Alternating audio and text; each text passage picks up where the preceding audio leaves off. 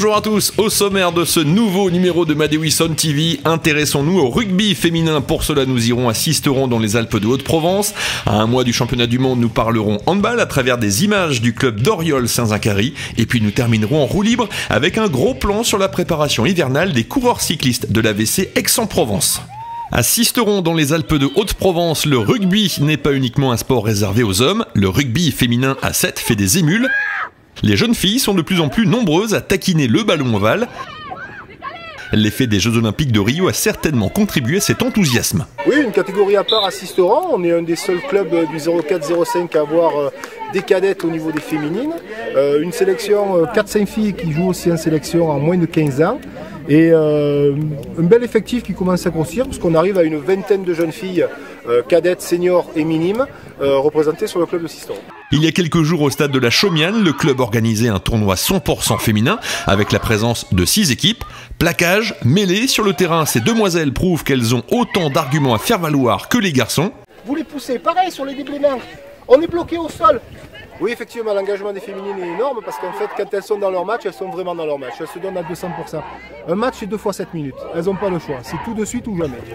L'équipe de Sisteron, entraînée par Laurent Arnaud, a d'ailleurs terminé premier ex-aequo avec la redoutable formation niçoise. On est solide sur Nice, Miramas et Marseille. C'est pas parce qu'on gagne 2 matchs, Salon ou la Corse ou Miramas, que Nice et Marseille on doit les laisser passer. Les féminines, c'est un peu la cerise sur le gâteau du COS. C'est un peu l'équipe Fagnon bis, parce que l'équipe Fagnon, on sait que c'est les seniors, mais derrière les féminines, c'est le plus du COS. C'est le petit plus, le petit chose qui fait que le COS est intéressant à tout niveau, au niveau des joueurs, au niveau des éducateurs.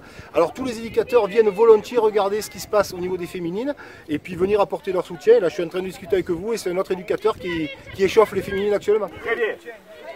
Les Provençales ont fait preuve de détermination et d'abnégation pour obtenir leur place en championnat de France. À elles de se préparer pour les prochaines échéances qui s'annoncent difficiles, mais pas insurmontables.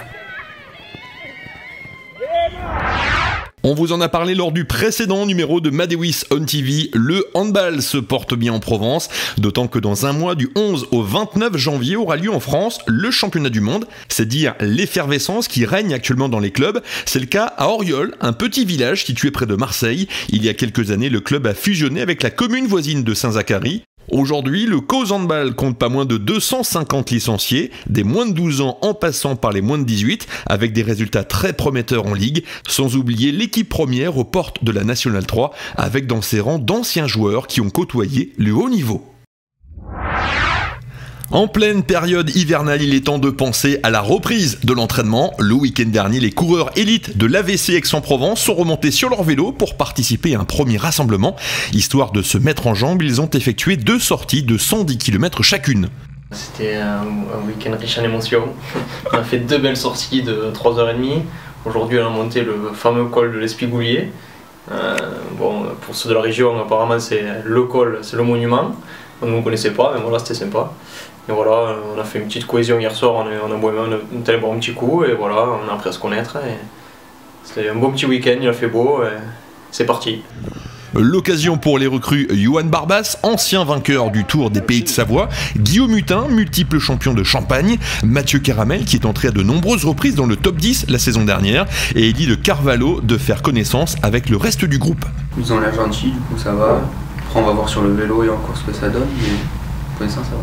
Là je finis mes partiels et après je pourrai bien m'entraîner et pour être plus sérieux, pour pas faire le même début de saison que l'année dernière.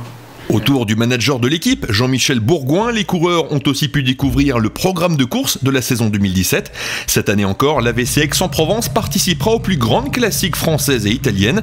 Rendez-vous le 11 février dans le Var, du côté de Brignoles pour la première course. Avant cela, les coureurs effectueront un stage de préparation en Espagne, fin janvier. Voilà, c'était le dernier numéro de l'année 2016. Toute l'équipe de Madewis vous souhaite de joyeuses fêtes. Rendez-vous le 15 janvier. Et d'ici là, n'oubliez pas de scanner votre maillot d'entraînement. Papa! Il a toujours été créatif, faisant tout à sa façon. Papa! Papa! Papa! Papa! Hey, Papa! Papa! Papa! Papa!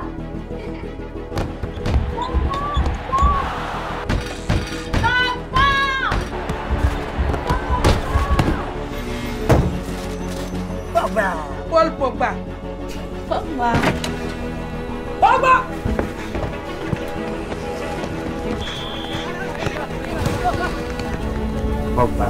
The name on everybody's lips. Pogba. Pogba. Pogba. Pogba. Pogba.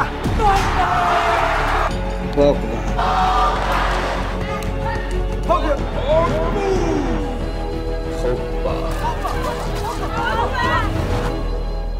Pogba. Pogba wins possession. Pogba goes past one and another. Come on, Pogba. Pogba. Pogba. Still Pogba. Pogba.